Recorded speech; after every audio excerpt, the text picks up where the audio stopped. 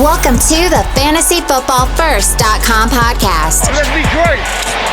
Let's be great. Where we'll hang out and discuss all things fantasy football. Go rock this thing, huh? Love you, man. Go get it. We'll give our best fantasy advice, predictions, insights, and more. Play our game. All right? Play hard, but stay poised. Get it done. Are you ready? I'm ready. I'm ready. I'm ready. The show starts with Devin, Rick, and Quinn right now. What's up, First fans? See, I didn't even have to do it. I got him trained now. It's perfect. Okay, now we gotta restart. I'm just kidding. I don't have him trained. It's a joke. Stupid, dude. We're just here to have fun and talk about our new series, Outside the Box. Which is basically not as new anymore. That's right. We've done a few of them now. But, We're doing a few more. Still fresh. We've got about 9 or 10 of these guys we're gonna bring to you as potential league winners. Outside the Box series is where we think this particular wide receiver who's going as a number 3 wide receiver or later can finish as a wide receiver 1, which is the top 12 or less. So, with that being said, our wide receiver de jour is 1, Jarvis Landry. Ooh. Jarvis Landry. And he's got a new nickname. Have you guys heard it? No, I haven't. It's Jarvis No Respect Landry. Do you know why? Because he gets no respect? He gets no respect. Every freaking year, he rocks it. And we just discount him and say he's trash. I don't. I think he's great. I know. I don't know why people did it. I mean... Well, he doesn't do... Like, he does great, but it's not like... No, but his current ADP is 29 right now. Yeah. I mean, let me just tell you where he finished. In 2015, he finishes the wide receiver 12. Yeah. In 2016, the wide receiver 14. 2017, the wide receiver 4. His worst finish in 2018, the wide receiver 19. And last year, as the wide receiver 12. Going as the wide receiver 29. I know. Do I even need to talk anymore about this, people? Yes. Okay, well, I'm going to because I got lots more to say. It's ridiculous. No respect. No respect. I mean, he's just not flashy. He's just consistent. Oh, yeah. He produces wide receiver 1 or wide receiver 2 value every year, and you get him as a wide receiver 3. That's actually about where I was going to go, is consistency. Yeah. Please pick him up. And, win your league. His rookie year, he had over 110 targets. That's not common to have at all. No. And then after He's a rock that, star. every year that he had 130 targets or more.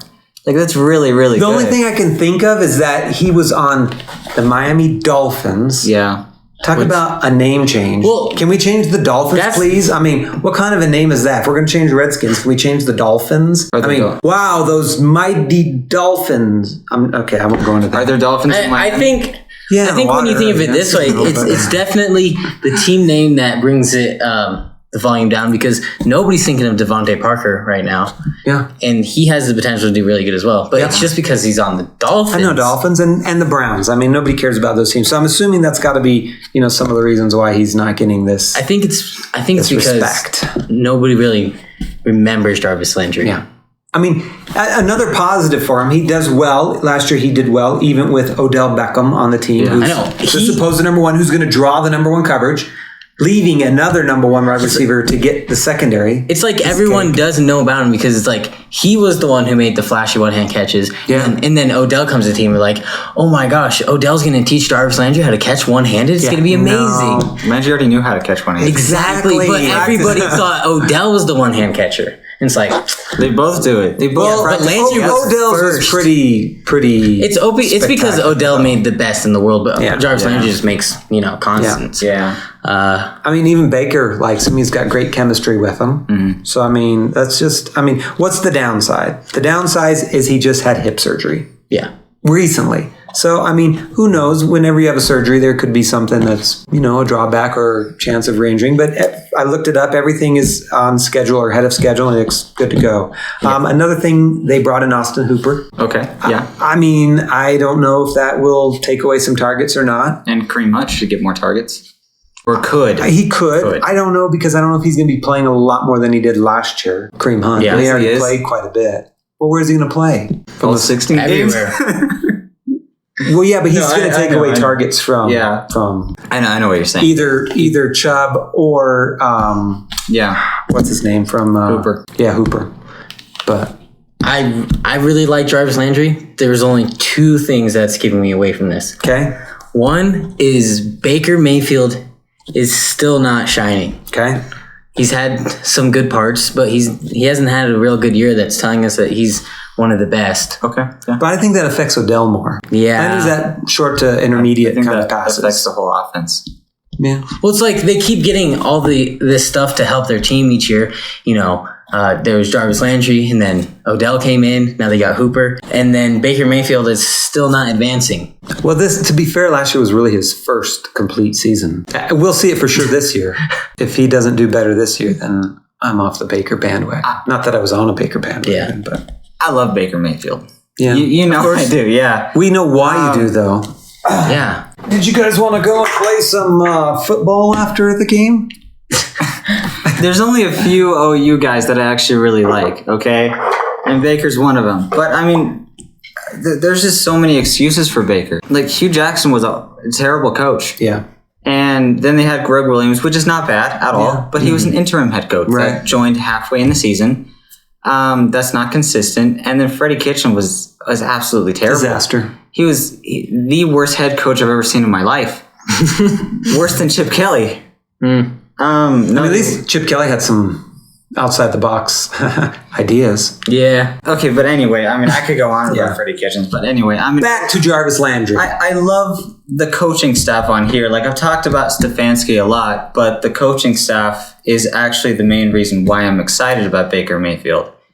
Like, the quarterback coach behind Aaron Rodgers that was there during Aaron Rodgers' huge seasons is now the offensive coordinator for the Browns right now. Mm-hmm. The wide receivers coach for the Patriots during Randy Moss, I believe Wes Welker, Julian Edelman, Gronkowski, that whole era, I think the guy has like 3 or 4 Super Bowl rings, is now the assistant head coach and wide receivers coach for the Browns right now. Mm-hmm. So you're saying there's no more excuses. Oh, yeah. Let's put this thing together and throw some passes to Jarvis Landry, going to be a wide receiver 1 and end this day. I think the Browns are going to look really, really good this year. Well, we'll see. Yeah. They have the parts. I'm not going to make the bet for them to go to the Super Bowl. Yeah. I made that mistake. Cash money. Anyway, that's our Outside the Box series with Jarvis Landry. We think he could finish as a wide receiver 1, get yourself some value later on, and win yourself your league. So with that said, please like, subscribe, and hit the notifications bell to be alerted when we have more videos coming out. We will be having several of these coming out here, probably one each day or every other day coming up for the next week or 2. So go ahead and do that. And once again, remember to finish first.